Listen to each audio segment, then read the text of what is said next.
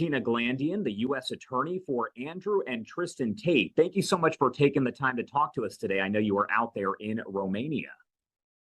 Hi, Josh. Yes, I'm in Bucharest as we speak.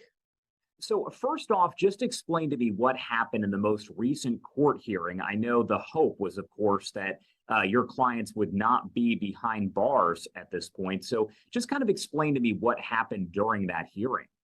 Sure. We were in court yesterday morning. The proceedings are in Romanian. However, there was an interpreter present that was interpreting for my clients.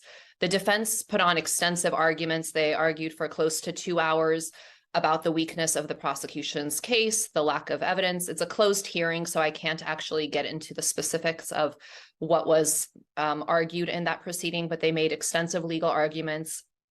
At the end of the hearing, there was no conclusion. We were told that we will have an order later in the day.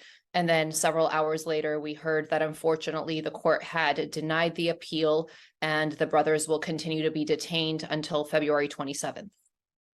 And my understanding is that at this point, they have not been formally charged with anything. Is that correct? That's correct. So there is only a criminal investigation that's ongoing. I know there's some confusion, but that's the status of the proceedings right now. No criminal charges have been filed. This investigation started back in April of 2022. Now we're in February, so it's been 10 months. They still have not been charged. This is what's known here as a preventative detention, and that's how they're being held. What are your thoughts on the way that this case is being handled there in Romania? Because as we mentioned, no charges have been filed, but they are still in custody. Yes, of course, as a U.S. attorney, this for me it's very un-American. Our process does not allow this in the U.S. In most jurisdictions, they have 48 hours to either charge or release somebody who's in custody. Here, it's a little bit different. They can apply for what initially was a 24-hour hold. Then they were able to apply for a 30-day extension of that, and they get to repeat that process up to 180 days.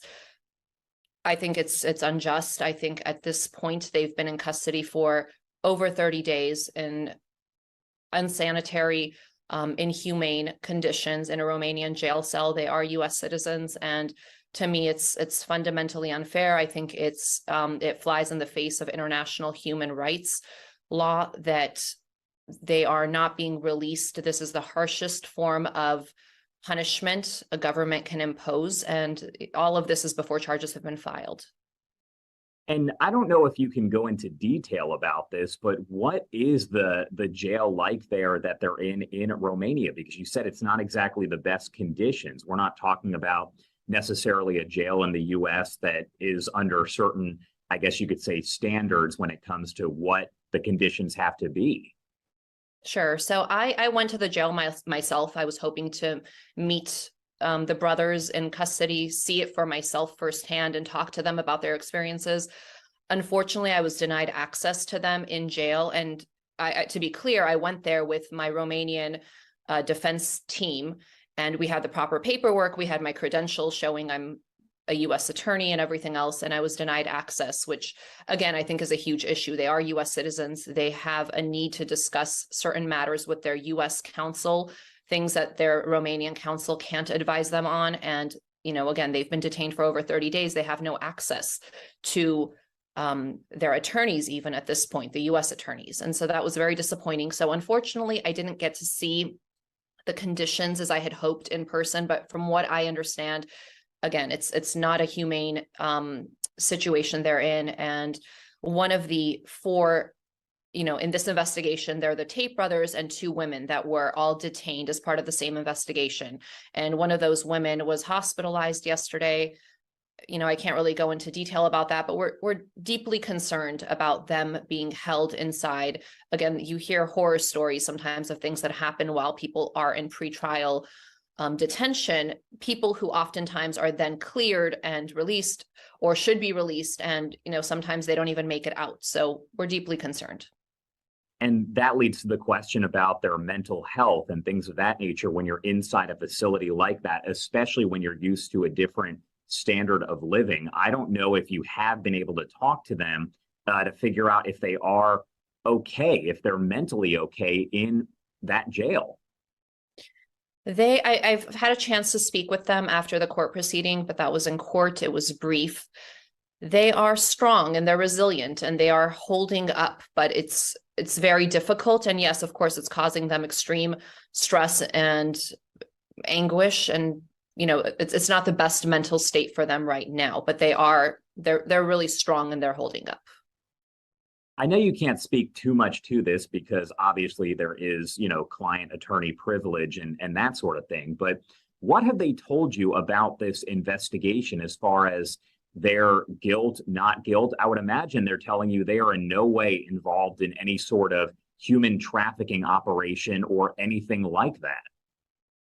As you said, I can't get into too many details, but I think what I would say is this investigation, again, started in April, it's February, and they haven't even been charged. And without getting into the facts, because again, these proceedings have been kept closed, but there is obviously certain information out in the public domain that really casts serious doubts on what the evidence is. And I think the fact that, again, in the 10-month period, they have not been charged with any crimes really speaks volumes.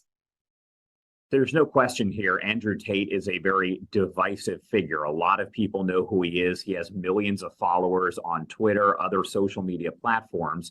Do you think his divisive nature and just how well known he is playing a role in any part of this case? Absolutely. I think to us at this point, it seems like they're being detained while police are trying to come up with evidence to continue to hold them, because if there was evidence, I think they would be charged at this point. So I think a lot of his public commentary is really being used against him. And we think there's outside pressures on the proceedings in question. You've represented a lot of, high profile celebrities, like coming to mind here would be Chris Brown. Do you think that celebrities are treated differently in situations like this than, your average Joe? Absolutely. I think there's a misconception sometimes that celebrities get what they call celebrity justice and that somehow it's favorable treatment.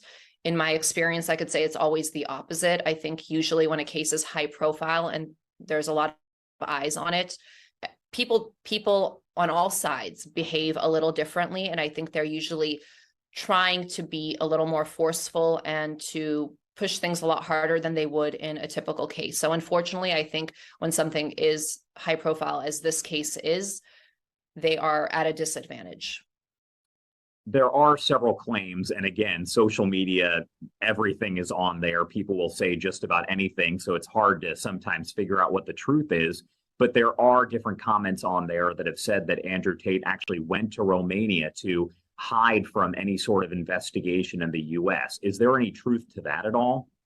I think a lot of what Andrew Tate has said publicly is taken out of context. I think a lot of times one snippet of something he says is twisted in a way to make it sound like it's something that it's not. And I think in a lot of his long form interviews, he explains and provides context for his statements.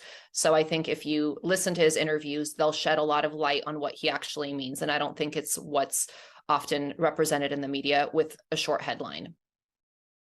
Do you see any world in which your clients, Andrew and his brother, are actually convicted of any sort of charges here and are stuck there in Romania for a long period of time? At this point, I have no basis to believe that, since charges haven't even been filed against them and I haven't seen any evidence. So at this point, I have no basis to believe that.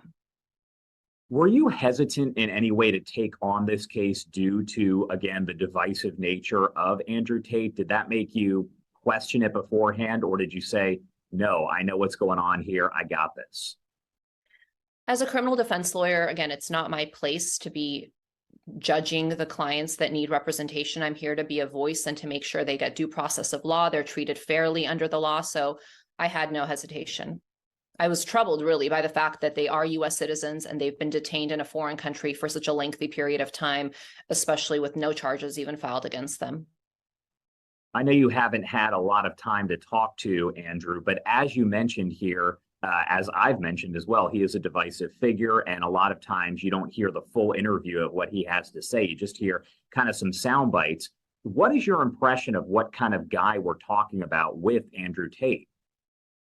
All I can speak to is how my interactions have been with Andrew Tate, and he's been nothing but respectful. All right. Thank you so much for taking the time to talk to us today. Is there anything else that you want to add about all of this before I let you go? No, I think we really at this point are just focused on getting these brothers out of custody, because I don't think they should continue to be held there when there are no charges filed against them. And we think, people should really keep in mind, I know everyone has strong feelings about the Tate brothers one way or another. As you said, they're divisive personas. And I think people need to not think about this as the Tate brothers. I think people need to think, what if this was my brother or my son or my friend in a foreign country, and they were being held in a jail there and they had not been charged with any crimes? How would I feel about that? Again, people need to just put aside their personal feelings and look at the issue. And I think when you look at it through that lens, everybody will agree they need to be released and sent home. And one more question here. What's actually next in this whole process? Because we know that obviously they were in court just yesterday. So what comes next? So we are meeting with the Romanian defense team later today, and we are going to do everything we can to take the next appropriate steps to pursue getting them out of custody. And we'll have a statement later as to what that specifically will entail. All right, Tina, thank you so much for taking the time to talk to me, especially all the way out there in Romania. We appreciate it. Of course. Thank you.